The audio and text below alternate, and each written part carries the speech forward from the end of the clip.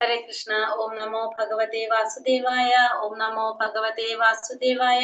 ओम नमो भगवते वासुदेवाय। ओम अज्ञानतिमिरान्धस्य ज्ञानाञ्जनाशलाकया चक्षुरुन्मीलितं येन तस्मै श्रीगुरवे नमः। नमो विष्णुपादाय कृष्णप्रेष्ठाय भूतले श्रीमते भक्तिवेदान्त स्वामिनिधि नामिने। नमस्ते सारस्वते देवे गौरवाणी प्रचारिणे निर्विशेष शून्यवादी पाश्चात्य देशधारिणे। जय श्री कृष्ण चैतन्य प्रभु नित्यानंद श्री अद्वैत गदाधर श्रीवासादि गौर भक्त वृंद। हरे कृष्ण कृष्ण कृष्ण हरे हरे, हरे राम राम राम हरे हरे। हरे कृष्ण। ശ്രീ ശ്രീ രാധാ ഗോവിന്ദ ടെമ്പിൾ ഇസ്കോൺ മാംഗ്ലൂരിന്റെ ഈശോപനിഷത്ത് ക്ലാസ്സിലേക്ക് എല്ലാവർക്കും സ്വാഗതം. ഹരേ കൃഷ്ണ. എല്ലാവർക്കും പ്രണാമം. നമ്മളിന്ന് എട്ടാമത്തെ മന്ത്രല്ലേ? ഹരേ കൃഷ്ണ. പ്രണാമം. അതെ, ഹരേ കൃഷ്ണ. അപ്പൊ എട്ടാമത്തെ മന്ത്രം നമുക്ക് എടുത്തിട്ട് ഒന്ന് റിവിഷൻ ചെയ്യാം അല്ലെ? ഹരേ കൃഷ്ണ. അപ്പൊ ഏഴാമത്തെ മന്ത്രം വരെ നമ്മൾ എടുത്തു.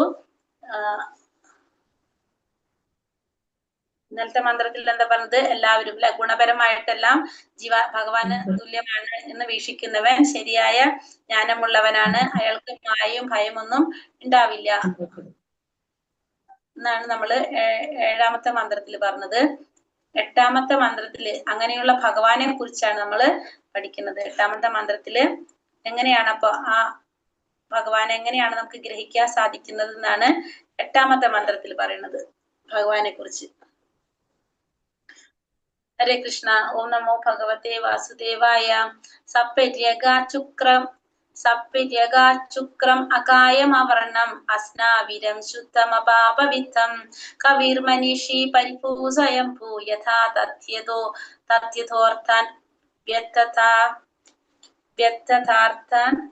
വ്യക്തതാർത്ഥ ശാശ്വതീഭ്യ സമാപ്യ.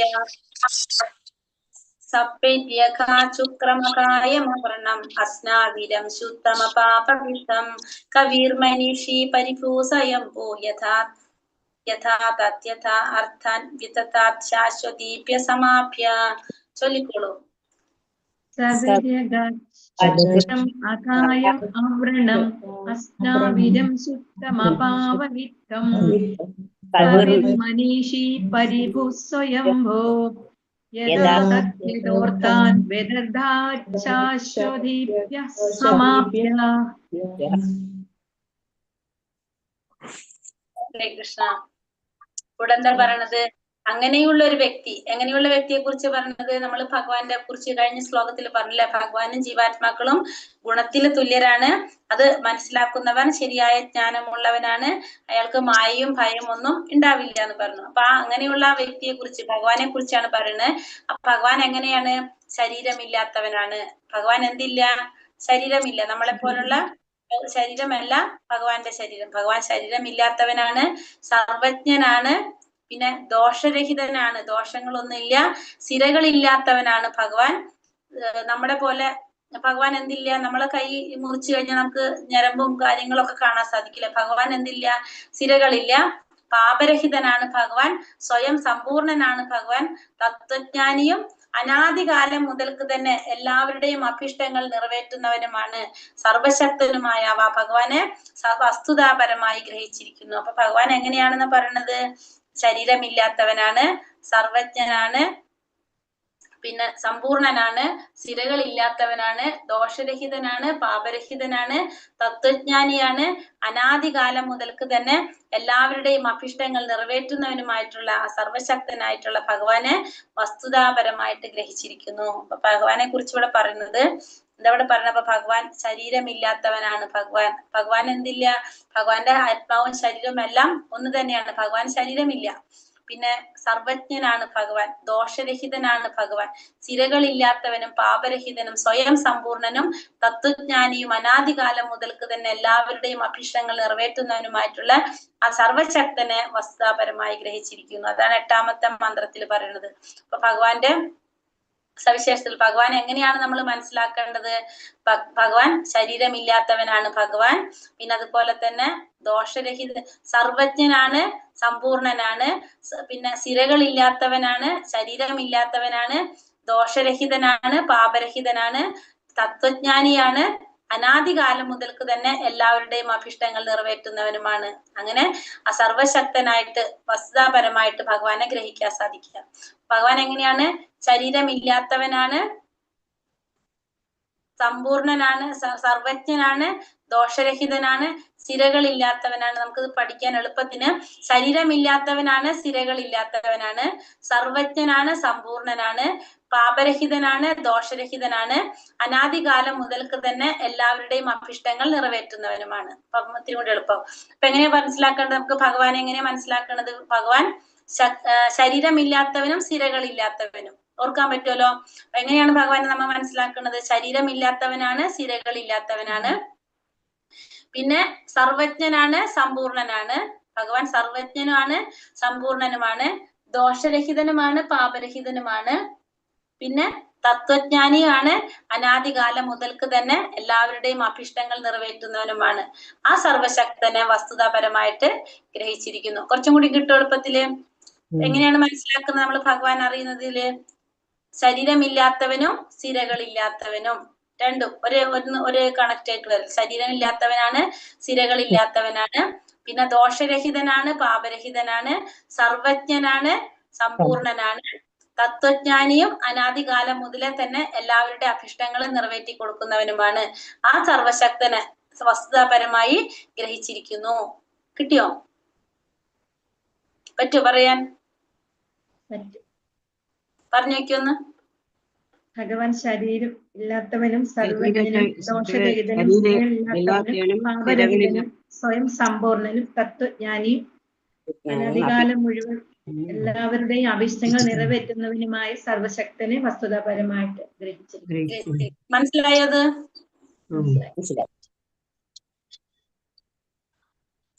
ഭഗവാന്റെ അതീന്ദ്രിയവും ശാശ്വതവുമായ രൂപവിവരണം. ഭഗവാൻ അരൂപനല്ല. അപ്പൊ ഭഗവാൻ ഒരിക്കലും എങ്ങനെയല്ല?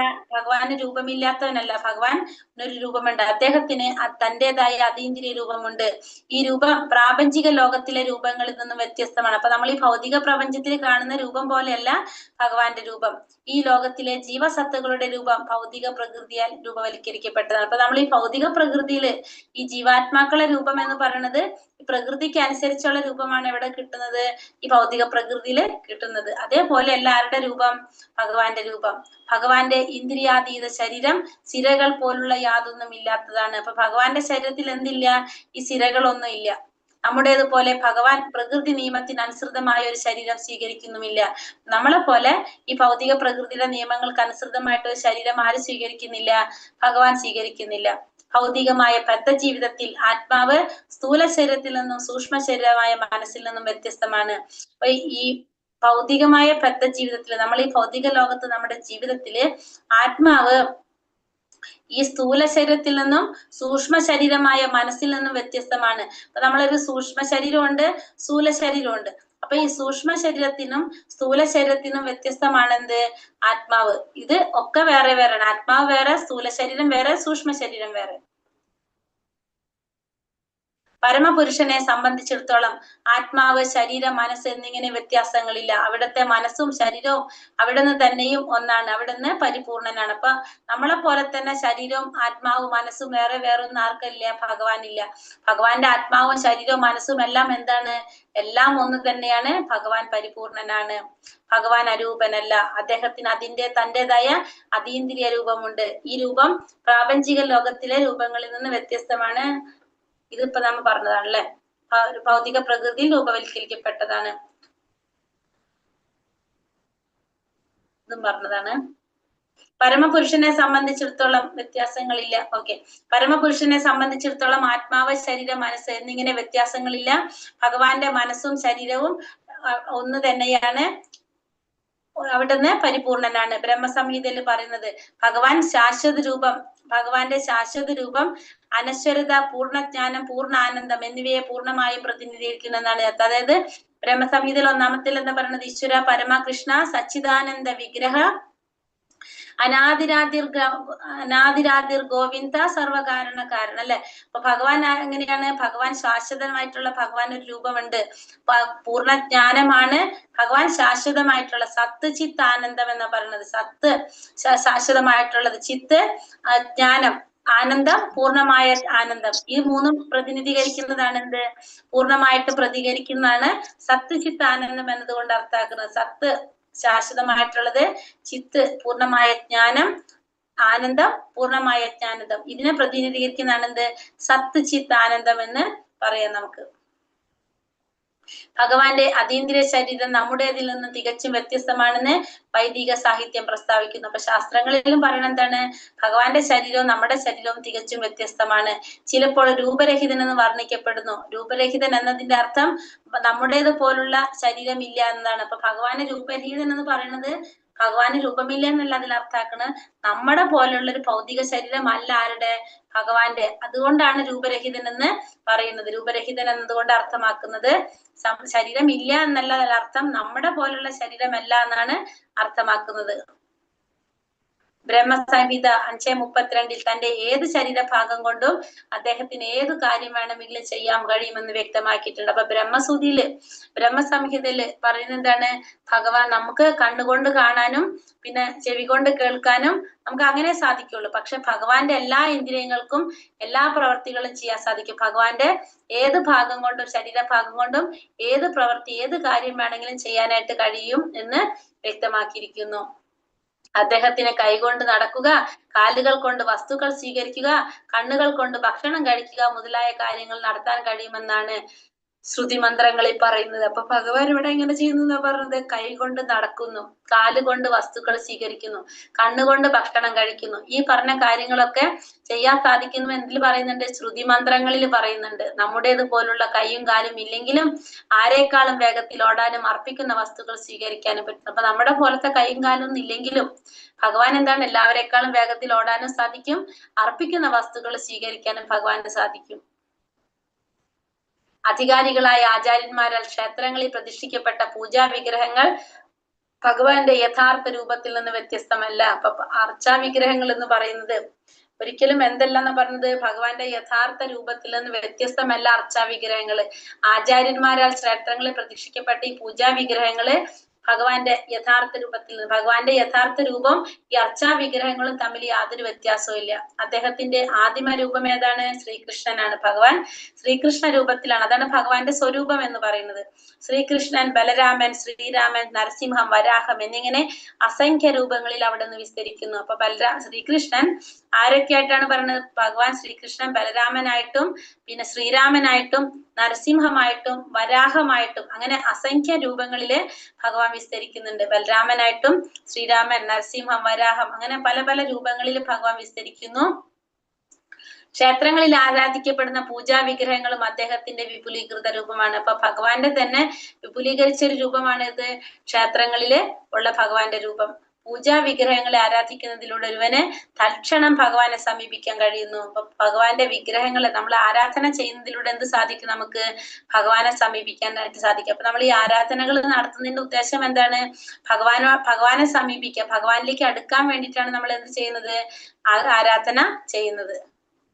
ഈശോപനിഷത്തോ ശ്രുതി മന്ത്രങ്ങളോ അറിയാത്ത മൂഢന്മാർ ശുദ്ധഭക്തന്മാരാൽ ആരാധിക്കപ്പെടുന്ന പൂജാ വിഗ്രഹങ്ങളെ ഭൗതിക മൂലകങ്ങൾ കൊണ്ടുള്ളതായി കാണുന്നു. അപ്പൊ ഈശോപനിഷത്ത് മനസ്സിലാക്കാത്തവര് അല്ലെങ്കിൽ ശ്രുതി മന്ത്രങ്ങളെ കുറിച്ച് അറിയാത്ത മൂഢന്മാര് ശുദ്ധഭക്തന്മാരാൽ ആരാധിക്കപ്പെടുന്ന ഈ പൂജാ വിഗ്രഹങ്ങൾ എങ്ങനെയാണ് കാണുന്നത്?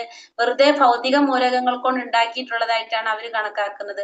താൻ മനുഷ്യരൂപത്തിൽ അവതരിക്കുന്നത് മൂലം തന്നെ നിന്ദിക്കുന്ന അല്പജ്ഞരായ ജനങ്ങളുടെ പതിതാവസ്ഥയെ കുറിച്ച് ഭഗവാൻ ഭഗവത്ഗീത 9-ാം അധ്യായത്തിൽ 11-12 ശ്ലോകങ്ങളിൽ ഭഗവാൻ പറയുന്നുണ്ട്. ഖേദം പ്രകടിപ്പിക്കുന്ന പറയണം. അപ്പൊ മനുഷ്യരൂപത്തിൽ ഭഗവാൻ അവതരിക്കുമ്പോ ഭഗവാനെ സാധാരണ ഒരു മനുഷ്യനായിട്ട് കണ്ട് ഭഗവാനെ നിന്ദിക്കുന്ന അല്പജ്ഞാനികളായിട്ടുള്ളവരെ കുറിച്ച് ഭഗവത്ഗീതയിൽ ഭഗവാൻ പറയുന്നുണ്ട്. ഭഗവാനുമായുള്ള ബന്ധം വിസ്മരിച്ചിരിക്കുന്നത് മാത്രമാണ് ജീവിവർഗത്തിന്റെ ബദ്ധാവസ്ഥയ്ക്ക് കാരണം. അപ്പൊ നമ്മൾ ഈ ബന്ധനത്തിന് കാരണം എന്താണ്? ഭഗവാനുമായിട്ടുള്ള ബന്ധം വിസ്മരിച്ചു പോയതാണ് നമ്മളെ ഇവിടെ ഈ ബദ്ധാവസ്ഥയ്ക്ക് കാരണം. ഈ മന്ത്രത്തിലും പല വേദമന്ത്രങ്ങളിലും അനാദികാലം മുതൽക്കു തന്നെ അദ്ദേഹം ജീവസത്തകൾക്ക് വേണ്ടതെല്ലാം നൽകിക്കൊണ്ടിരിക്കുന്നു എന്ന് പ്രസ്താവിക്കുന്നു. അപ്പോ ഈ ഈശോപനിഷത്തിൽ മാത്രമല്ല പല മന്ത്രങ്ങളിലും എന്ത് പറയുന്നുണ്ട്? അനാദികാലം മുതൽക്ക് തന്നെ ജീവാത്മാക്കൾക്ക് വേണ്ട എല്ലാ കാര്യങ്ങളും നൽകി പോരുന്നു എന്ന് പറയുന്നുണ്ട്. അപ്പൊ ഭഗവാനാണ് എല്ലാ കാര്യങ്ങളും നൽകുന്നതെന്ന് പ്രസ്താവിക്കുന്നുണ്ട്. സാധാരണ നിലയിൽ ജീവസത്തയ്ക്ക് ഭഗവാനിൽ നിന്ന് എന്ത് പദവി നേടണമെന്നോ എന്ത് പദവിക്കായി പ്രവർത്തിക്കണമെന്നോ അറിയില്ല. എന്നാൽ ജീവസത്ത തന്റെ സ്വരൂപാവസ്ഥയെ കുറിച്ച് അറിവുള്ളവനായിരിക്കുന്നതോടെ ഭഗവാന് പ്രേമഭരിത സേവനം അർപ്പിക്കുന്നതിനായി അവിടുത്തെ സതീന്ദ്രിയ സഹചാരിയായി തന്നെ സ്വീകരിക്കണമെന്നായിരിക്കും ആവശ്യപ്പെടുന്നത്. അപ്പൊ സാധാരണ നിലയിൽ അപ്പൊ ജീവാത്മാവ്, അതായത് നമ്മൾ ഈ ഭൗതിക ലോകത്തിൽ വരുമ്പോ ആ ജീവാത്മാവിന് എന്തറിയുന്നില്ല? ഭഗവാനിൽ നിന്ന് എന്ത് പദവിയാണ് നേടേണ്ടതെന്നോ എന്ത് പദവിക്ക് വേണ്ടിയാണ് പ്രവർത്തിക്കേണ്ടതെന്നും ആർക്കറിയുന്നില്ല? ജീവാത്മാവിന് അറിയുന്നില്ല, ഒക്കെ മറന്നുപോയി. പക്ഷെ അതിന്റെ സ്വരൂപാവസ്ഥയിലിരിക്കുമ്പോ, ജീവാത്മാവ് തന്റെ സ്വരൂപാവസ്ഥയിൽ ഇരിക്കുമ്പോ എന്ത് സാധിക്കും? ഭഗവാനോട് പ്രേമഭരിത സേവനം അർപ്പിക്കാൻ വേണ്ടിയിട്ട് ഭഗവാന്റെ അതീന്ദ്രിയ സഹചാരിയായിട്ട് തന്നെ സ്വീകരിക്കണം എന്നായിരിക്കും ആവശ്യപ്പെടുന്നത്. അപ്പൊ നമ്മൾ അറിവില്ലായ്മ കൊണ്ടാണ്, അല്ലെങ്കിൽ നമ്മുടെ മറവി സംഭവിച്ചത് കൊണ്ടാണ് നമുക്കിപ്പോ ഒന്നും മനസ്സിലാകാത്തത്. നമ്മൾ ഭഗവാനെ എങ്ങനെ ആരാധിക്കണം, അല്ലെങ്കിൽ ഭഗവാന്റെ എന്ത് പദവി വേണം, എന്തിനു വേണ്ടിയിട്ടാണ് പ്രവർത്തിക്കേണ്ടതൊന്നും നമുക്ക് മനസ്സിലാകുന്നില്ല. പക്ഷെ നമുക്ക് ആ സ്വരൂപാവസ്ഥയെ കുറിച്ച് നമുക്ക് അറിവുണ്ടാകുമ്പോൾ നമ്മൾ എന്തേ പ്രാർത്ഥിക്കുള്ളൂ? അതീന്ദ്രിയമായ ഭഗവാന്റെ അതീന്ദ്രിയ സഹചാരിയായിട്ട് തന്നെ സ്വീകരിക്കണം എന്നായിരിക്കും നമ്മൾ പ്രാർത്ഥിക്കുന്നത് എന്നാണ് പറയുന്നത്. അത് അങ്ങനെയായിരിക്കും നമ്മൾ പ്രാർത്ഥിക്കുക. ബാഹ്യശക്തിയുടെ താൽക്കാലിക വശ്യതയിൽ മനം മയങ്ങുമ്പോൾ ഭഗവാനിലേക്ക് മടങ്ങിച്ചെല്ലുക എന്ന യഥാർത്ഥ ലക്ഷ്യം വിസ്മരിക്കുന്നെന്ന് ശ്രീമദ് ഭാഗവതത്തിൽ പറയുന്നു. അപ്പൊ നമ്മള് ബാഹ്യശക്തിയുടെ താൽക്കാലിക വശ്യത, ഈ മായാശക്തി കാരണം കൊണ്ട് നമ്മൾ എന്ത് പറ്റാണ്? നമ്മളത് മായാശക്തിയുടെ അധീനതയിൽ വരുമ്പോ ഭഗവാനിലേക്ക് മടങ്ങി ചെല്ലുക എന്ന യഥാർത്ഥ ലക്ഷ്യം നമ്മൾ വിസ്മരിച്ചു പോകുന്നു എന്ന് ശ്രീമദ് ഭാഗവതം 7-ാം സ്കന്ധം 5-ാം അധ്യായം 30-31 ശ്ലോകത്തിലും പറയുന്നുണ്ട്. ജീവസത്തയുടെ ആഗ്രഹത്തിനനുസരിച്ച് അവിടുന്ന് പ്രതിഫലം നൽകുന്നു. ജീവനെ നരകത്തിൽ പതിക്കണമെന്നുണ്ടെങ്കിൽ തടസ്സപ്പെടുത്താതെ അതനുവദിക്കുന്നു. ഇതിന് അനുയോജ്യമായ പദമാണ് ഈശോപനിഷത്തിലെ യഥാതഥ്യത എന്ന പദം. അപ്പൊ നമ്മുടെ ആഗ്രഹങ്ങൾക്ക് അനുസരിച്ചാണ് ആര് പ്രവർത്തിക്കുന്നത്? ഭഗവാൻ പ്രവർത്തിക്കുന്നത്. അപ്പൊ നമ്മൾ ആഗ്രഹിക്കുകയാണ് നമുക്ക് നരകത്തിൽ പതിക്കണം എന്നുണ്ടെങ്കിൽ നമുക്ക് നമ്മുടെ ആഗ്രഹങ്ങൾ എന്താണോ അതാണ് ആരനുവദിക്കുന്നത്? ഭഗവാൻ അനുവദിക്കുന്നത്. അതുകൊണ്ട് ഈശോപനിഷത്തിൽ പറയുന്ന എന്താണ്? യഥാതഥ്യത എന്ന് വെച്ചാല് നമ്മൾ ആഗ്രഹിക്കുന്നത് അതേപടി നടത്തി തരാണ് ചെയ്യുന്നത്. ഈശ്വരനെ പരിഭു എന്നും വർണ്ണിക്കപ്പെടുന്നു. അതായത് അദ്ദേഹത്തിന് സമനായോ അദ്ദേഹത്തെക്കാൾ ഉന്നതനായോ ആരുമില്ല. അപ്പൊ പരിഭു എന്ന് പറഞ്ഞാല് ഭഗവാനേക്കാൾ ഉയർന്നതായിട്ടോ ഭഗവാന് സമനായിട്ടോ ആരും തന്നെ ഇല്ല. ജീവസത്തകൾ പ്രഭുവിൽ നിന്ന് വസ്തുക്കൾ കാക്ഷിക്കുന്ന യാചകരായി വർണ്ണിക്കപ്പെടുന്നു. അവർ അഭിലഷിക്കുന്ന വസ്തുക്കൾ അദ്ദേഹം പ്രദാനം ചെയ്യുകയും ചെയ്യുന്നു. അപ്പൊ ജീവാത്മാക്കൾ ആരാണ്? യാചകന്മാരാണ്. ഭഗവാനിൽ നിന്ന് വസ്തുക്കൾ ആഗ്രഹിക്കുന്ന യാചകന്മാരാണെന്നാണ് വർണ്ണിക്കപ്പെടുന്നത്. അപ്പൊ അവരാഗ്രഹിക്കുന്ന വസ്തുക്കള് ഭഗവാൻ പ്രദാനം ചെയ്തുകൊണ്ടേയിരിക്കുന്നു. യാചകൻ തന്റെ ആത്മീയ ബോധത്തിലെത്തി സ്വരൂപാവസ്ഥയെ സാക്ഷാത്കരിക്കുന്നത് വരെ വിഷയസുഖങ്ങൾ യാചിക്കുകയെ തുടർന്നു കൊണ്ടേയിരിക്കും. അപ്പൊ നമ്മള് ആ സ്വരൂപാവസ്ഥയെ കുറിച്ച് മനസ്സിലാക്കുന്നവരെ നമ്മൾ എന്ത് യാചിച്ചു കൊണ്ടിരിക്കും? നമ്മളെ വിഷയസുഖങ്ങൾ, നമ്മുടെ ഇന്ദ്രിയ വിഷയങ്ങൾക്ക് അനുസരിച്ചാണ് നമ്മൾ യാചന നടത്തിക്കൊണ്ടിരിക്കുന്നത്. എവിടെ വരെ? നമ്മൾ ആ സ്വരൂപാവസ്ഥയെ കുറിച്ച് മനസ്സിലാക്കുന്നത് വരെ. ഭഗവാൻ എപ്പോഴും പരിശുദ്ധനാണെന്ന് സ്ഥിരീകരിക്കുന്നതിനായി ഈശോപനിഷത്തിലെ ശുദ്ധം അപാപവിത്തം എന്നീ പദങ്ങൾ ഉപയോഗിച്ചിരിക്കുന്നു. ഭഗവാൻ എപ്പോഴും എങ്ങനെയാണ്? പരിശുദ്ധനാണ്. അതാണ് ശുദ്ധം അപാപവിത്തം എന്ന പദം കൊണ്ട് അർത്ഥമാക്കുന്നത്. അപവിത്രമായ വസ്തുക്കൾ അവിടുത്തെ സ്പർശന മാത്രയിൽ തന്നെ പവിത്രമായി തീരുന്നു. അപ്പൊ പവിത്രമല്ലാത്ത വസ്തുക്കള് എന്താണ്? അപവിത്രമായ വസ്തുക്കള് ഭഗവാന്റെ സ്പർശനം കൊണ്ട് എന്തായിട്ട് മാറാണ്? അവിടെ പവിത്രമായിട്ട് മാറാണ് ചെയ്യുന്നത്. ഇപ്പൊ നമ്മള് ഗംഗാനദി എവിടെ നിന്നാണ് ഉത്ഭവിച്ചിരിക്കുന്നത്? ഭഗവാന്റെ പാദത്തിലൂടെയാണ് വരുന്നത്, അല്ലെ? അത് ശരിക്കും അപ്പൊ ആ വെള്ളം ഭഗവാന്റെ പാദത്തിലെ തൊട്ട് വരുന്നത് കൊണ്ടാണ് അതെന്ത്? ആ ഗംഗാ നദിക്ക് പവിത്രതയുള്ളത്. അപ്പൊ അപവിത്രമായ വസ്തുക്കള് ഭഗവാന്റെ സ്പർശനം കൊണ്ട് എന്തായിട്ട് മാറാണ് ചെയ്യുന്നത്? പവിത്രമായിട്ട് തീരാണ് ചെയ്യുന്നത്. അപ്പൊ ഏതൊരു വസ്തുവും ഭഗവാനുമായിട്ട് ബന്ധപ്പെടുത്തി അതെന്തായി? അത് അതീന്ദ്രിയമായിട്ട് മാറും. ഭഗവാൻ അപാപവിത്തൻ എന്ന് പറയാൻ കാരണം പാപത്തിന് അവിടത്തെ സ്പർശിക്കാൻ പോലും സാധിക്കില്ല. അപ്പൊ പാപത്തിന് എന്ത് ചെയ്യാൻ സാധിക്കില്ല? ഭഗവാനെ സ്പർശിക്കാൻ പോലും സാധിക്കില്ല. അതുകൊണ്ട് ഭഗവാന് അപാപവിത്തൻ എന്ന് പറയാം, അപാപവിത്തൻ എന്ന് പറയാം. തന്റെ അണുനാശക ശക്തിയാൽ സൂര്യൻ നിന്ദ്യമായ വസ്തുക്കളെ പരിശുദ്ധമാക്കുന്നു. ഒരു ഭൗതിക വസ്തുവായ സൂര്യൻ ഇത്രമാത്രം ശക്തനാണെങ്കിൽ സർവശക്തനായ ഭഗവാന്റെ വിശുദ്ധിയും ശക്തിയും നമുക്ക് സങ്കല്പിക്കാൻ പോലും കഴിയില്ല. അപ്പൊ നമുക്കറിയാം സൂര്യൻ എന്ത് സാധിക്കും? തന്റെ അണുനാശക ശക്തി കൊണ്ട് നിന്ദ്യമായ വസ്തുക്കളെ പരിശുദ്ധീകരിക്കാനായിട്ട്. ഇപ്പൊ നല്ല ചെളിയൊക്കെ കടന്ന് കെട്ടിക്കിടക്കുന്ന ഒരു സ്ഥലമാണെങ്കിൽ ഭഗവാൻ സൂര്യൻ എന്ത് ചെയ്യാണ്? ആ സ്ഥലത്തെ പരിശുദ്ധീകരിക്കാനായിട്ട് സൂര്യരശ്മി കൊണ്ട് സാധിക്കും. അപ്പോ പക്ഷെ സൂര്യൻ ഒരിക്കലും എന്ത് സംഭവിക്കുന്നില്ല? സൂര്യൻ എന്നിട്ട് മാലിന്യം സംഭവിക്കുന്നില്ല. അപ്പൊ ആ സൂര്യൻ അത്ര ഭൗതിക ലോകത്തില് ഭൗതിക വസ്തുവായിട്ടുള്ള ഒരു സൂര്യൻ, ഈ സൂര്യൻ ഇത്ര ശക്തി ഉണ്ടെങ്കിൽ സർവശക്തനായിട്ടുള്ള അതീന്ദ്രിയനായിട്ടുള്ള ഭഗവാന്റെ ശക്തിയും വിശുദ്ധിയെ കുറിച്ച് നമുക്ക് സങ്കല്പിക്കാൻ പോലും കഴിയുന്നതല്ല. ഹരേ കൃഷ്ണ കൃഷ്ണ കൃഷ്ണ ഹരേ ഹരേ, ഹരേ രാമ രാമ രാമ ഹരേ ഹരേ. വഞ്ചാകൽപതരൂപേശ കൃപാ സിന്ധുഭ്യവച പതിതാനാം പാവനേഭ്യോ വൈഷ്ണവേഭ്യോ നമോ നമഃ. അനന്ത കോടി വൈഷ്ണവൃന്ദി കി ജയ്, ശ്രീല പ്രഭുപാദ് കി ജയ്, ഗുരുദേവ് കി ജയ്, നിതായ് ഗൗരപ്രേമാനന്ദേ ഹരി ഹരി ബോൾ. ഹരേ കൃഷ്ണ. 8ാമത്തെ മന്ത്രത്തിൽ എന്താ പറയുന്നത്? എല്ലാ ജീവജാലങ്ങളും ഗുണപരമായും തുല്യരായ ഭഗവാനെ കുറിച്ച് പറയുന്നതാണ് അല്ലെ. ഭഗവാൻ എങ്ങനെയാണെന്ന് പറഞ്ഞത്? ഭഗവാൻ ഇല്ലാത്തവനാണ്, തിരകളില്ലാത്തവനാണ്, സമ്പൂർണനാണ്, സർവജ്ഞനാണ്, പാപരഹിതനാണ്, ദോഷരഹിതനാണ്, പിന്നെ അനാദികാലം തത്വജ്ഞാനിയാണ്. അനാദികാലം മുതൽക്ക് തന്നെ മറ്റുള്ളവരുടെ അഭിഷ്ടങ്ങൾ നിറവേറ്റി കൊടുക്കുന്നതുമായിട്ടുള്ള ആ സർവശക്തനെ വസ്തുതാപരമായിട്ട് ഗ്രഹിച്ചിരിക്കുന്നു എന്നാണ് ഇതിൽ പറയുന്നത്. 8ാമത്തെ മന്ത്രത്തിൽ പറയുന്നത്. ബ്രഹ്മസംഹിത 32 എന്താ പറയുന്നത്? ഏത് കാര്യവും ചെയ്യാൻ കഴിയും. ഏത് ഇന്ദ്രിയം കൊണ്ടും ഭഗവാന് കണ്ണുകൊണ്ട് ഭക്ഷണം കഴിക്കാൻ സാധിക്കും, കൈകൊണ്ട് കാലുകൊണ്ട് കാലുകൊണ്ട് പ്രവൃത്തികൾ ചെയ്യാൻ സ്വീകരിക്കാൻ സാധിക്കും ഒക്കെയാണ് പറഞ്ഞത്. അപ്പൊ നമ്മളെ പോലെ എല്ലാം ഭഗവാൻ ഏതും ചെയ്യാനായിട്ട് സാധിക്കും. എങ്ങനെയുള്ളവരാണ് പൂജാ വിഗ്രഹങ്ങളെ ഭൗതിക മൂലകങ്ങളായി കണക്കാക്കപ്പെടുന്നത്? കാഴ്ചപ്പാടില്ലാത്തവര്, മന്ത്രങ്ങളോ അറിയാത്തവര്. എങ്ങനെ എന്താണ്? ഈശോപനിഷത്തോ ശ്രുതി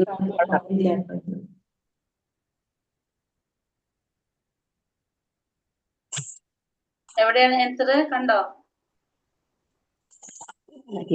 മാതാജി പറഞ്ഞതാ. എന്നാലും എന്താണ് ആൻസർ? കറക്റ്റ് ആയിട്ട് ബുക്കിൽ എവിടെയാ? ശ്രുതി മന്ത്രങ്ങളോ അറിയാത്ത മൂഢന്മാരാണ്. അതെ.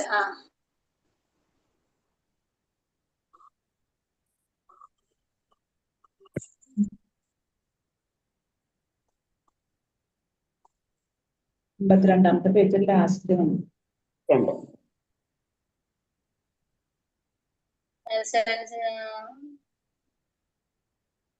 അശുദ്ധി മന്ത്രങ്ങളിൽ നമ്മുടേതുപോലെ കൈയും കാലും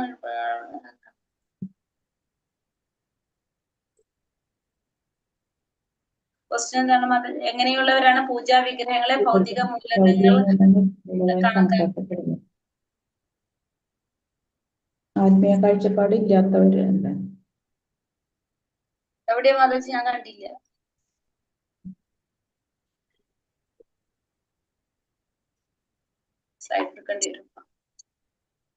സ്ലൈഡിൽ തന്നതാ. 33ാമത്തെ പേജില് ലാസ്റ്റിലായിട്ടുണ്ട്. ശ്രുതി മന്ത്രങ്ങളോ അറിയാത്ത മൂഢന്മാർ ശുദ്ധഭക്തരാൽ ആരാധിക്കപ്പെടുന്ന പൂജാവിഗ്രഹങ്ങളെ ഭൗതിക മൂലകങ്ങൾ കൊണ്ടുള്ളതായി കണക്കാക്കുന്നു. അപ്പൊ അതന്നെ ആൻസർ. അതെ. 53ാമത്തെ പേജിലാണ് മാതാജി. 53 അല്ലേ? ലാസ്റ്റ് പാരഗ്രാഫിന്റെ മേലേക്കും മോളിലത്തത്. ഓക്കെ. ഈശോപനിഷത്തോ വരച്ചിട്ടുണ്ട് ഇവിടെ. ഈശോപനിഷത്തോ ശ്രുതി മന്ത്രങ്ങൾ അറിയാത്ത മൂഢന്മാർ ശുദ്ധഭക്തന്മാരെ ആരാധിക്കപ്പെടുന്ന പൂജാ വിഗ്രഹങ്ങളെ ഭൗതിക മൂലകങ്ങൾ കൊണ്ടുള്ളതായിട്ട് കണക്കാക്കപ്പെടുന്നു. ഓക്കെ. ജീവിവർഗത്തിന്റെ ഭക്താവസ്ഥയ്ക്ക് കാരണം ഭഗവാനുമായിട്ടുള്ള ബന്ധം മറന്നുപോകുന്നത്. ഈശോപനിഷത്തിലെ യഥാർത്ഥ സത്യത എന്ന പദം കൊണ്ട് എന്താ അർത്ഥമാക്കുന്നത്? നമ്മള് ആഗ്രഹിക്കുന്നത് എന്താണോ അതാണ് ഭഗവാൻ നടത്തി തരുന്നത് അല്ലെ. നമ്മള് എന്താണ് ആഗ്രഹിക്കുന്നത് അതാണ് നമ്മുടെ ആഗ്രഹത്തിനനുസരിച്ചാണ് ഭഗവാൻ പ്രതിഫലം നൽകുന്നത്. ഈശ്വരനെ പരിഭു എന്നതുകൊണ്ട് സൂചിപ്പിക്കുന്നത് എന്താണ്? പാപത്തെ ഭഗവാൻ സൃഷ്ടിക്കാൻ പറ്റുകയില്ല. ഭഗവാന് സമനായോ ഭഗവാനേക്കാൾ ഉന്നതനായോ ആരും തന്നെ ഇല്ല. ഭഗവാന് സമനായിട്ടും ഭഗവാനേക്കാൾ ഉന്നതനായിട്ടും ആരും തന്നെ ഇല്ല. 55ാമത്തെ പേജില് ഭഗവാനെ ഈശ്വരൻ സമമായ ആരും ഭഗവാന് തുല്യം ഭഗവാൻ തന്നെ. അതെ, ഭഗവാന് സമനായിട്ടോ ഭഗവാനേക്കാൾ ഉന്നതനായിട്ടോ ആരുമില്ല എന്നുള്ളതാണ് അരിപ്പു എന്ന് പറയുന്നത്. ഈശോപനിഷത്തിൽ ശുദ്ധം അപാപവിത്രം എന്നീ പദങ്ങൾ സൂചിപ്പിക്കുന്നത് എന്താണ്? പാപത്തെ പാപത്തിന് ഭഗവാനെ സ്പർശിക്കാൻ കഴിയില്ല. സാധിക്കില്ല. അതായത് പറഞ്ഞത് ഭഗവാൻ എപ്പോഴും പരിശുദ്ധനാണ്. പവിത്രമായ വസ്തുക്കളെ പോലെ ഭഗവാന്റെ സ്പർശനം മാത്രയിൽ എന്തായിട്ട് മാറും? പവിത്രമായിട്ട് മാറും. ഭഗവാൻ അപാപവിത്തനാണ്. പാപത്തിനെ ഭഗവാനെ സ്പർശിക്കാൻ സാധിക്കും.